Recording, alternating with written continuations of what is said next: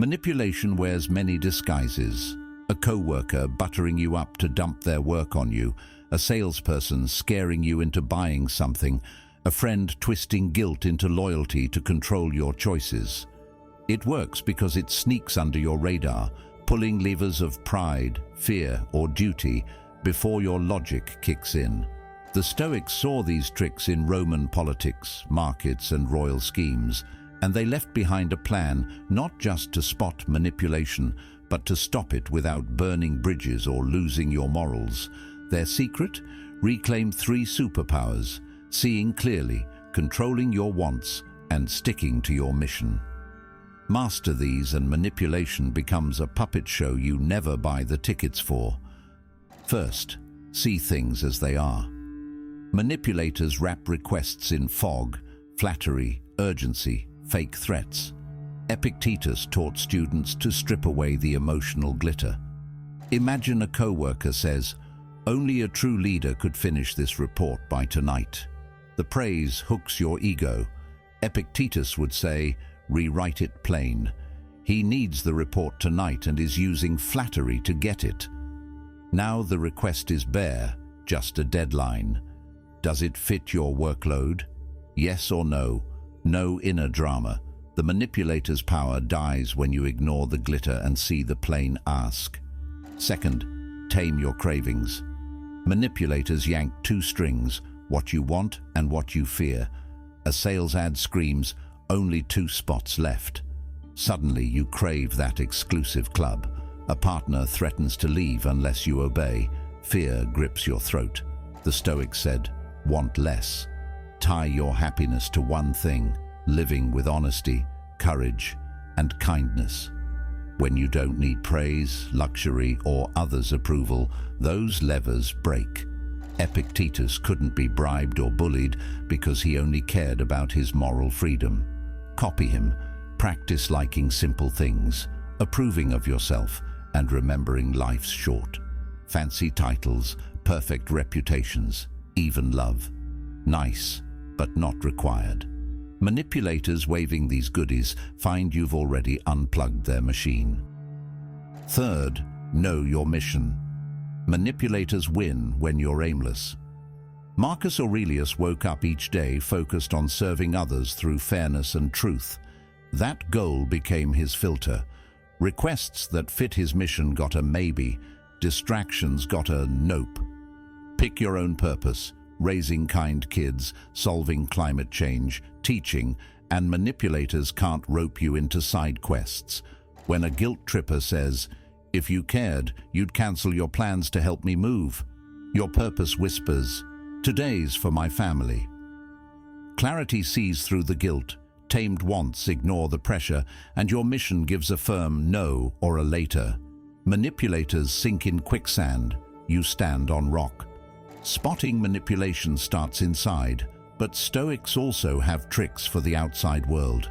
Ask questions that expose hidden agendas. Channel Socrates. Why is this urgent? How does saying no make me a bad person? Manipulators crumble when their unspoken threats get aired. If they push, stay calm. Anger means they still control you. Answer short and steady. "I'll decide after checking my schedule."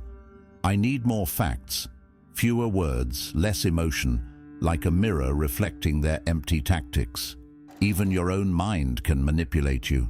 That voice urging, "Skip the gym, you've earned it," or "Post this humble brag, it's inspirational." Marcus Aurelius scribbled notes to catch his own BS. Am I doing this to help or to look good? Copy him. Before arguing, ask, is this justice or ego? Before posting a boast, ask, is this sharing or fishing for likes? Become your own truth teller, immune to spin from others and yourself. Handling manipulators also means understanding human flaws. Seneca reminded his friend that some people manipulate out of ignorance or fear, not evil. This softens anger. Set boundaries, but without hate. Sometimes explain how their tricks hurt. When you guilt trip me, it pushes me away. Maybe they'll change. If not, walk away. Either way, you avoid becoming a manipulator yourself, keeping your hands clean. When stuck with manipulators, use humor. Epictetus told a story of a fancy dinner where guests fought over the best bites. He joked, "The scraps taste the same," and enjoyed his meal. Gently mock the drama. "Wow, last chance? That's the third last chance this month. Keep it light, not mean." Laughing at their script flips the power. You're aware, unbothered, and they're stuck rerunning a bad play. Science backs the Stoics. Studies show rewriting manipulative messages in plain language weakens their grip.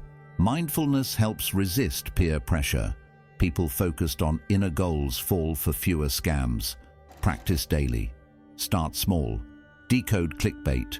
Question limited time offers. Spot flattery in simple asks. Notice your body's signals. Racing heart, craving rush. Then breathe and ask, what's really being asked here? Train yourself to wait for logic's nod before reacting. At night, review your day.